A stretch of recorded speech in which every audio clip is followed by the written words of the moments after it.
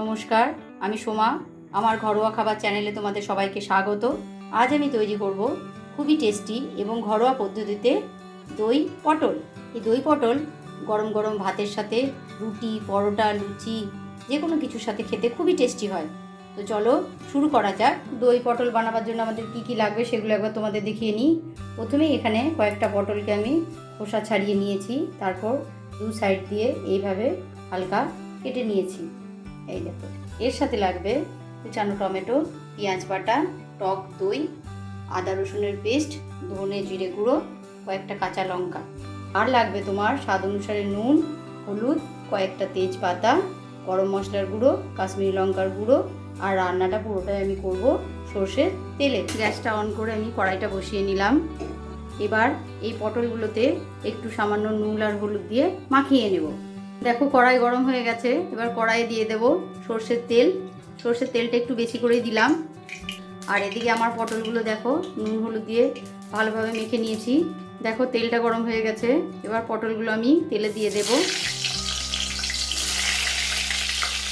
পটলগুলো দিয়ে দিলাম। এবার গ্যাসের ফ্লেমটা একটু কমিয়ে দিলাম, তারপর ঢাকা দিয়ে দেবো ভালোভাবে ভাজার জন্য।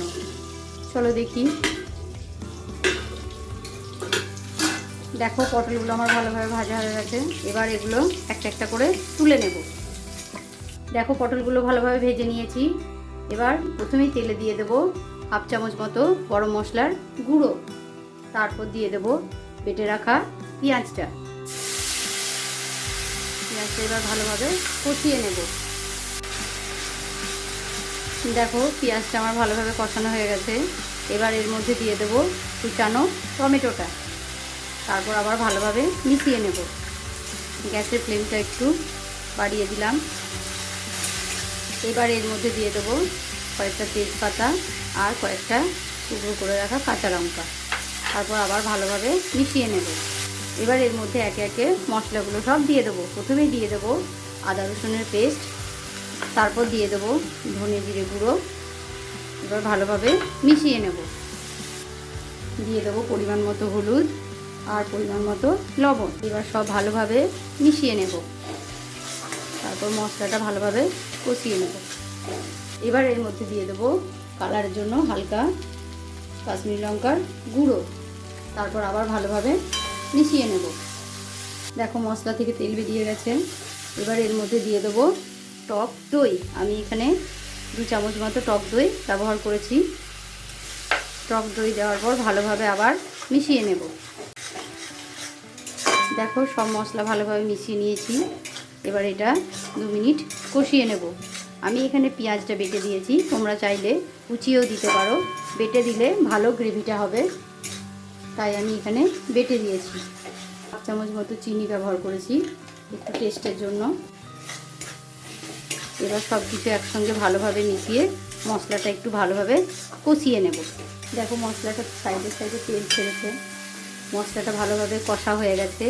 এবার এর মধ্যে দিয়ে দেব ভেজে রাখা পটলগুলো, তারপর ভালোভাবে হালকা করে মিশিয়ে নেব। দেখো ভালোভাবে মেশানো হয়ে গেলে আমি এর মধ্যে দিয়ে দেব হাফ কাপ মতো জল।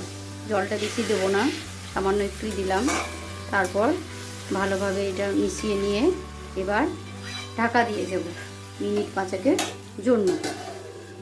চলো ঢাকা খুলে দেখি। দেখো এটা হয়ে গেছে, মশলাটা বেশ সুন্দর হয়েছে। এবার এর মধ্যে দিয়ে দেবো সামান্য গুঁড়ো গরম মশলা, তারপর গ্যাসটা বন্ধ করে দেব। এবার ভালোভাবে মিশিয়ে এটা নামিয়ে নেব। দেখো তৈরি হয়ে গেল দই পটল। এটা খেতে খুবই টেস্টি হয়, তোমরা বাড়িতে অবশ্যই ট্রাই করবে। আমার পুরো ভিডিওটা দেখার জন্য অসংখ্য ধন্যবাদ। লাইক, শেয়ার, সাবস্ক্রাইব করতে ভুলবে না। সবাই ভালো থাকবে, সুস্থ থাকবে। ফিরে আসবো পরের ভিডিওতে। নমস্কার।